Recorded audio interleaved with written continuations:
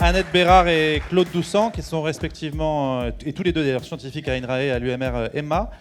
Et avec eux, on va se poser la question de comment ça fonctionne, les leviers agronomiques, en l'occurrence, qui nous ont été présentés. Et on va plonger dans les racines, sans mauvais jeu de mots, des processus écologiques pour y trouver des solutions fondées sur la nature dans un contexte de limitation en eau. Voilà, on va essayer de comprendre comment tirer parti de l'effet rhizosphérique. Oui, tout à fait. Merci Claire pour l'ensemble des leviers que tu as montrés. On va en montrer un nouveau qui s'appelle les interactions sol-plante. Donc, ces interactions sol-plante, elles se déroulent dans un endroit spécial qui s'appelle la rhizosphère. La rhizosphère, c'est l'endroit qui est influencé par les racines dans le sol. Alors, on a évoqué ce matin un rôle important du sol. Comment on peut augmenter la réserve utile et des choses comme ça. Bon, on va discuter un peu autour de ça, sans parler de matière organique, sur laquelle il y a beaucoup de débats d'ailleurs, sur l'augmentation de la réserve utile. Mais vous montrer d'autres pistes qui sont des pistes de recherche actuellement. Ce n'est pas des pistes appliquées, contrairement à ce qu'on a pu voir jusqu'à présent. Bon, là, vous connaissez tout ça, hein, donc au niveau changement climatique. Donc, on est confronté à la fois des moments où on n'a pas d'eau, et puis des moments où on en a trop. En fait, c'est bien ça le problème. Donc les moments où on n'en a pas assez, ça implique des déficits hydriques sur les cultures, et les moments où on en a trop, c'est des problèmes d'infiltration, de ruissellement, et voire d'inondation par la suite. Par rapport à ça, donc on a vu différents leviers, à la fois techniques, à la fois génétiques. Alors, si on met beaucoup d'espoir dans la génétique, il ne faut pas en mettre trop non plus par rapport au déficit en eau. Les gains génétiques sur l'amélioration à la résistance au déficit, ça évolue au cours du temps, mais ce n'est pas non plus c'est pas 50%, hein, c'est inférieur à 10% en général. Bon, et des gains au niveau agronomique. Donc, l'agronomie, on en a eu quelques exemples. C'est vrai également, que ce soit pour le déficit ou pour les périodes où il y a trop d'eau, il y a des choses à faire au niveau agronomique, au niveau gestion des cultures. On a parlé de l'agriculture de conservation, de l'agroforesterie par exemple. Tout ça, ce sont des vraies pistes pour l'avenir. Et nous, ce dont on va parler là, est-ce qu'on peut avoir une réponse supplémentaire dans un cadre agroécologique? On avait parlé d'augmenter la réserve utile du sol, c'est plutôt augmenter l'efficience d'utilisation de l'eau par la plante, qui a été évoquée tout à l'heure. Donc l'eau qui est dans le sol, est-ce que la plante peut mieux l'utiliser? Ça, c'est pour les déficits. Et est-ce qu'on peut modifier l'infiltrabilité superficielle et profonde du sol par rapport au moment où il y a trop d'eau? Et pour ça, une idée évidente, mais qui est connue depuis longtemps, c'est est-ce qu'on peut utiliser les couverts et leur système racinaire? Alors, ce qu'on sait depuis longtemps, c'est que les plantes et les sols interagissent. Elles interagissent au niveau des propriétés du sol. Le sol, il est ce qu'il est, il est très variable, c'est ça le problème surtout. En général, c'est que ce n'est pas la même chose d'un endroit à un autre, voire en vertical ou en latéral. Et ces propriétés du sol qui sont liées à des choses comme la rétention de l'eau, la stabilité, la mouillabilité, la microbiologie, de la chimie. On s'est intéressé depuis longtemps à ces propriétés-là, leur impact sur le développement de la plante. Qu'est-ce qu'il faut faire au niveau du sol pour que la plante puisse grandir au mieux, quelles que soient les conditions. Mais on s'est un peu moins intéressé à la boucle inverse, qui est celle-là, qui est que la plante, ça agit sur le sol, en fait. Ça modifie le sol. Et ça, on s'est un peu moins intéressé, on commence à s'y intéresser de plus en plus. Alors, ça modifie le sol comment? Au travers des racines en particulier. Il y a des actions qui sont directes, qui sont marquées là à droite. Hein. Vous imaginez bien qu'une racine qui va dans le sol, il y a des moments où ça fait des trous, comme des vers de terre. On parle beaucoup des vers de terre, on parle rarement des racines. Mais les racines sont un des acteurs majeurs de création de porosité directe dans les sols. Et puis il y a des actions indirectes. Des actions indirectes qui sont liées au fait que les racines, donc toute la plante, ça fait de la photosynthèse, ça crée de la biomasse, ça crée du carbone. Ce carbone, il n'est pas uniquement utilisé dans la plante, il est aussi relargué à l'extérieur. Et c'est ce que vous voyez sur cette image-là, c'est ce qu'on appelle les mucilages racinaires. C'est du carbone qui fuit de la plante, qui fuit naturellement, tout le temps. Et donc c'est une part de la photosynthèse qui part dans le sol. Et cette part de la photosynthèse qui part dans le sol, qui apporte du carbone dans le sol, il y a des molécules simples et puis il y a des grosses molécules un peu plus compliquées, des exopolymères, comme des exopolysaccharides, qui ont des propriétés très spécifiques par rapport à l'eau et à la rétention de l'eau. Et ce carbone, une fois injecté dans le sol, ça stimule toute la biologie dans le sol, tous les micro-organismes qu'il y a autour dans la rhizosphère, et ça va créer un écosystème très spécifique, un hotspot de diversité et de réactivité dans le système. Donc ça, c'était juste pour focaliser ce qu'était la rhizosphère sur cette planche. Donc la plante, elle exude des molécules organiques. Il y a même des cellules qui s'en vont de la plante, ce qui est marqué mucilage et rhizodéposition. Ça va influencer tout ce qui est vie microbienne à côté de la plante, qui va elle-même, cette vie microbienne, va également émettre des choses dans le milieu qui sont assez spécifiques, dont des exopolysaccharides également. Et ça va modifier les propriétés du sol à côté des racines, au niveau de l'agrégation du sol en particulier, ou au niveau, et à certains niveaux, je vous en montrerai quelques exemples.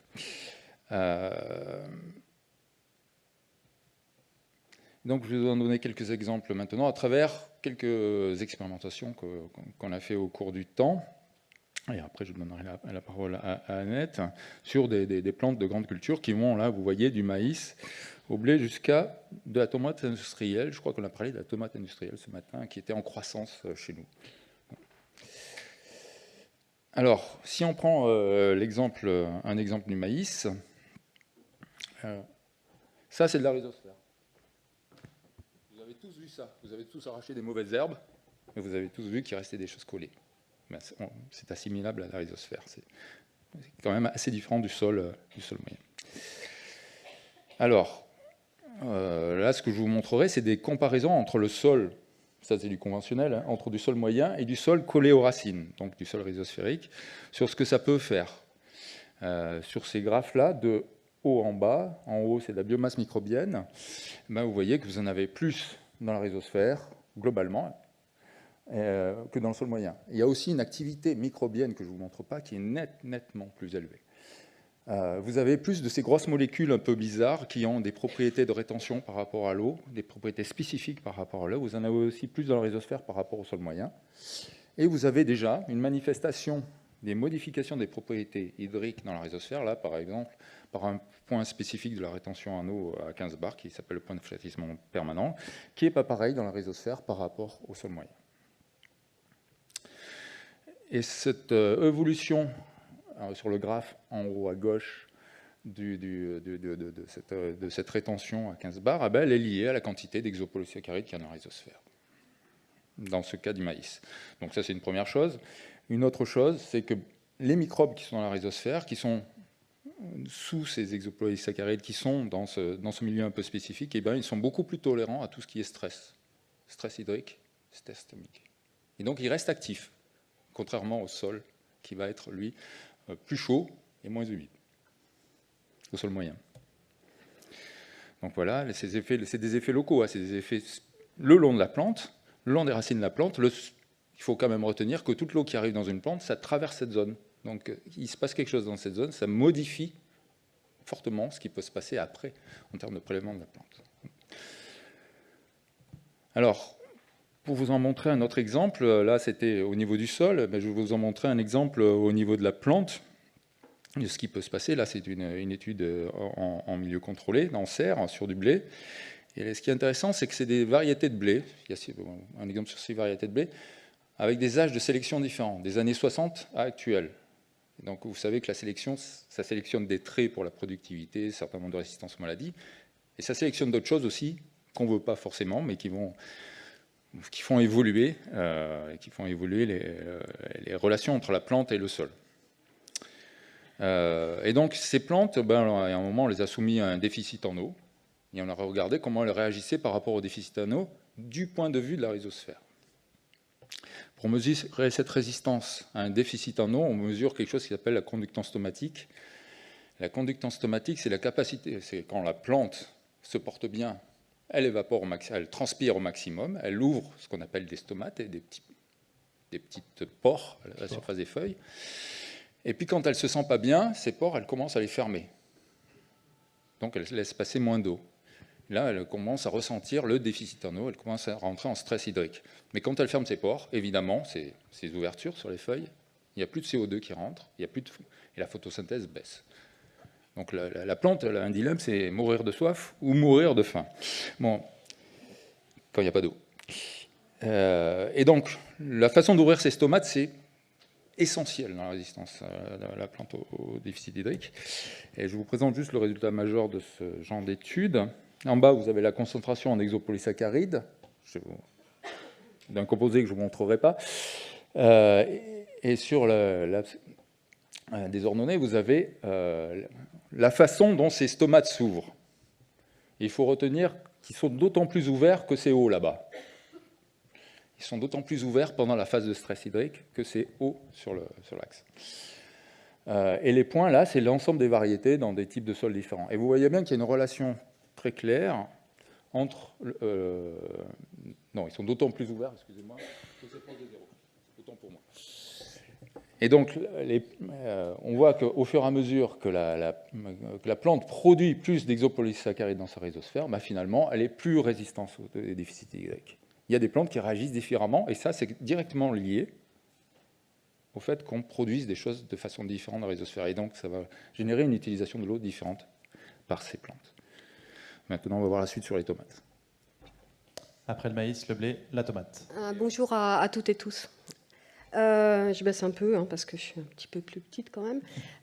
Donc là, moi, je vais vous parler des tomates. Effectivement, ce matin, on a parlé de tomates industrielles et on a participé à une expérimentation de terrain réalisée par la Sonito, qui est une corporation d'industriels de la tomate. Dans le Vaucluse. Et là, l'idée, c'était justement comment limiter l'eau, l'utilisation, donc l'irrigation, cette fois-ci, l'irrigation de l'eau sur ces cultures de tomates. Et est-ce que, selon les variétés de tomates, on avait des comportements différents, c'est-à-dire une efficience d'utilisation de l'eau différente. Donc nous avons comparé deux variétés de tomates avec ces deux conditions d'irrigation. Et concrètement, on est allé voir à la fois du côté du sol, et puis nos collègues ont regardé, on va voir tout à l'heure, du côté des rendements. Et du côté du sol, on a une différence selon les variétés. Donc la variété Heinz, et vous voyez un peu ce que ça veut dire. Et puis la variété Terradou. Et cette fameuse variété Terradou en rouge a une rétention, enfin du moins dans la rhizosphère de cette variété a une rétention en eau plus élevée, en particulier cette fois-ci à la capacité au champ, donc à des faibles pressions. Parallèlement, on a mesuré la quantité d'exopolysaccharides aussi dans cette rhizosphère, et on constate qu'on a une différence de quantité d'exopolysaccharides entre les deux variétés, avec toujours des quantités plus élevées au niveau de cette variété Terradou. Je ne vous ai pas montré d'autres résultats, mais on a regardé aussi la composition, la signature chimique de ces polysaccharides, et ils étaient différents selon les variétés. Donc voilà. Donc concrètement, qu'est-ce que ça donne au niveau du rendement? Donc ça, c'est nos collègues qui ont fait les mesures au champ. On voit qu'en conditions d'irrigation optimale, on a, au niveau du rendement de matière sèche, on voit déjà quand même une petite différence entre les deux variétés, mais globalement, on a des rendements comparables entre ces deux variétés. Alors que quand on est en irrigation plus limitée, c'est cette fameuse variété Terradou qui devient plus efficiente vis-à-vis de l'utilisation de l'eau. Voilà, donc concrètement, ici, on était au champ. Il faut voir aussi que ces expérimentations, on essaye d'aborder à l'échelle de la plante, mais on va quand même au champ avec toute la variabilité possible au niveau du champ. Et donc là, on a pu voir quand même un effet rhizosphère que Claude avait déjà montré sur d'autres espèces végétales, qui se reproduit aussi ici, qui agit donc sur les propriétés hydriques du sol, mais aussi que celui-là était aussi de même en partie expliqué par les biomasses et les activités microbiennes, en particulier fongiques aussi. Donc on commence à s'intéresser aux mycorhizes, et les exopolysaccharides du sol. Et puis, ces propriétés hydrophysiques, chimiques, microbio, on a vu qu'elles étaient différentes selon ces deux variétés, et que ça allait dans le sens d'une meilleure efficience d'utilisation de l'eau pour une des deux variétés.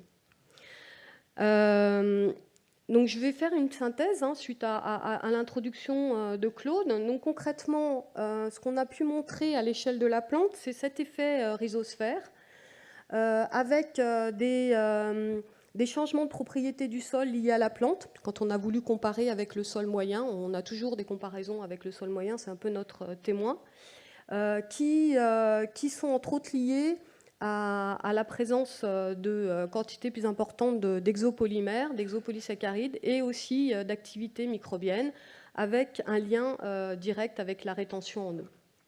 Et puis, on avait vu aussi cet aspect aussi micro-organismes plus résistants au stress hydrique.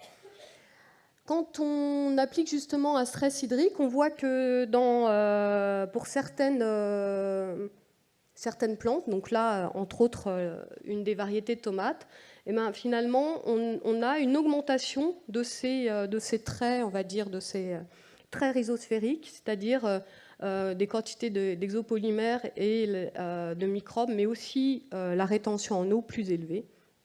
Et donc ça c'est vraiment pour nous un peu cette indication de ces conséquences possibles sur l'utilisation, l'efficience de l'eau. Voilà, donc je reprends le schéma initial et donc voilà, notre question, notre problématique, c'est comment utiliser les racines de la rhizosphère pour améliorer la gestion de l'eau dans les agrosystèmes, même si pour le moment on est plus à l'échelle de la plante. Et est-ce que c'est quelque part une solution fondée sur la nature ? Bien sûr, il y a des questions de recherche à approfondir très largement. Donc, à l'échelle de la plante, on s'est déjà intéressé à différents sols. On a vu qu'on avait des différences selon les sols, parce que forcément, la nature même du sol initial joue sur la rétention, enfin sur un certain nombre de paramètres du sol, enfin hydrophysiques entre autres. Et puis l'idée, c'est aussi de caractériser des traits rhizosphériques, comme on a parlé de phénotypage souterrain étendu. Et là, on est actuellement sur un projet avec nos collègues de l'équipe CAPT sur les capteurs qui, eux, font du phénotypage haut débit donc sur le blé. Et nous, de notre côté, on essaye de comparer, comme on a pu voir déjà avec certaines variétés de blé. Là, on continue à travailler aussi sur d'autres variétés de blé pour voir si on voit des différences en termes de caractéristiques au niveau de ces mucilages, au niveau des communautés microbiennes et de la rétention en eau. Et puis à l'échelle des cultures, donc des systèmes de culture, donc Claire en a un petit peu parlé aussi tout à l'heure, on se rapproche des solutions agronomiques. Donc l'idée, c'est comment préparer le sol, mais cette fois-ci vraiment à travers son système racinaire et sa rhizosphère. Alors par la diversification des cultures, donc bien sûr l'agriculture de conservation, ça va être aussi l'agroforesterie, et puis éventuellement aussi simplement les aspects rotation de culture.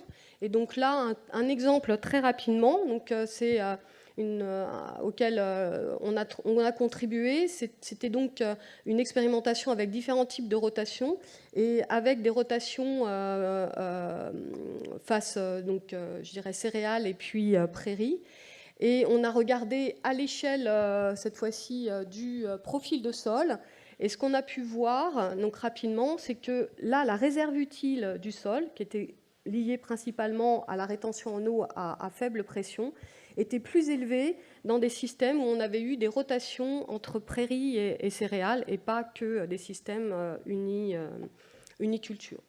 Derrière ça, on est en train de proposer un projet de thèse à l'échelle de la plante, mais sur le côté aussi cycle cultural, avec la plante qui pousse, qui meurt, que deviennent les racines, comment les racines, la mort des racines peut agir sur le sol, et puis après replanter une autre plante par-dessus et voir ce que ça peut donner.